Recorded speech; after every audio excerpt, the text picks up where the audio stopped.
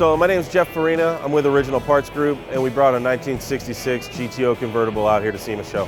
The goal with this car was to showcase all the different variety of products that we offer through the Original Parts Group catalog and websites. CPP has been a partner of ours for a long time.